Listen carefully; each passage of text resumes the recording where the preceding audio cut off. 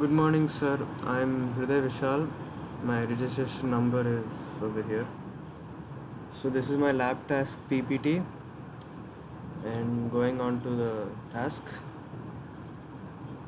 This is the graph for the RC circuit where we have a constant input voltage with varied frequency, and as you can see the voltage across the resistor constantly increases, and the voltage across the capacitor constantly decreases, not constantly but decreases with the curve. You can see this is circuit diagram for the RC circuit I used: the source, the resistor and the capacitor.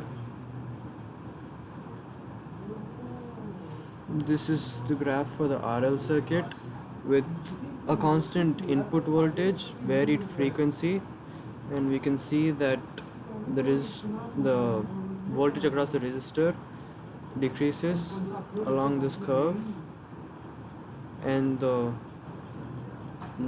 voltage across the inductor increases rapidly and then almost stays constant. Next slide. This is the circuit diagram for the RL circuit I used.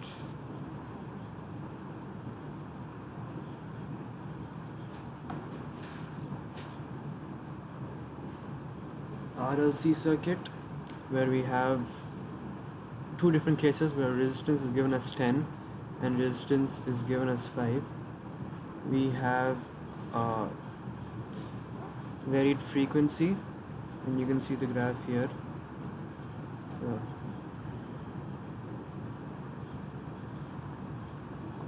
The circuit diagram for the RLC circuit I've used.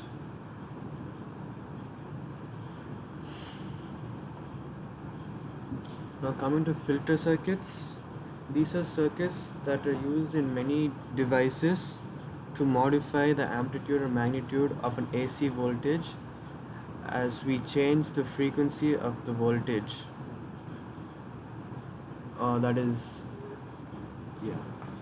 So these are the types of filter circuits: low pass filter, high pass filter and band pass filter.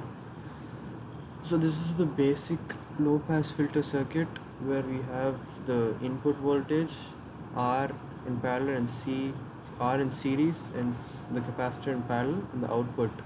So from this graph we can see that this is the actual signal, the red. When we put it through a filter, it becomes a lower amplitude with almost the same frequency. Now this is the way the low pass filter works. This region is where is the frequency which the low pass filter allows to pass through it, and it stops it over here. Now coming to the applications of a low pass filter, it reduces noise when there's high frequency signals which are used in radio. So this noise is removed and a clear sound is produced when you're transmitting through a radio.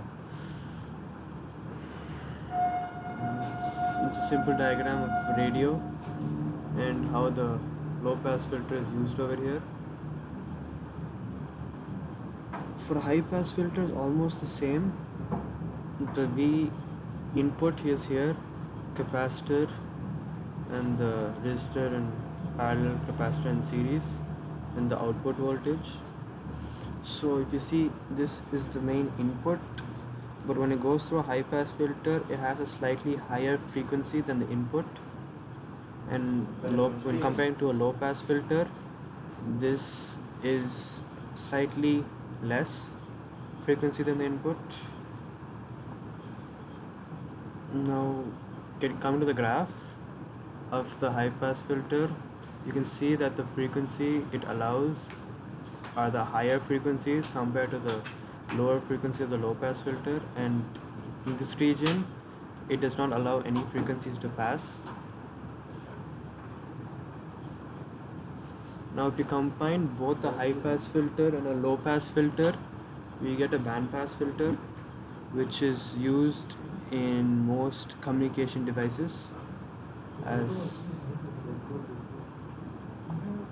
so. Yeah, this is the graph, this is the chart of the band pass filter. So these regions, no frequencies are emitted, and this band is only frequency that can go through. So this band pass filter is good for restraining certain frequencies during communication.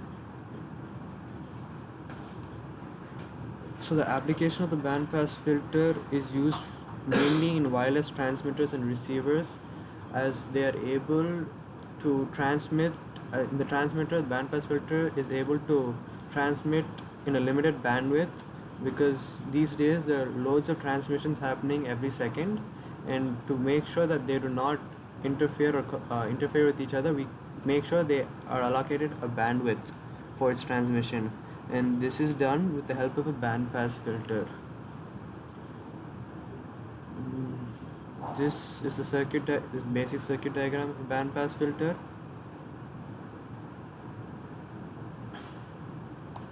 Thank you.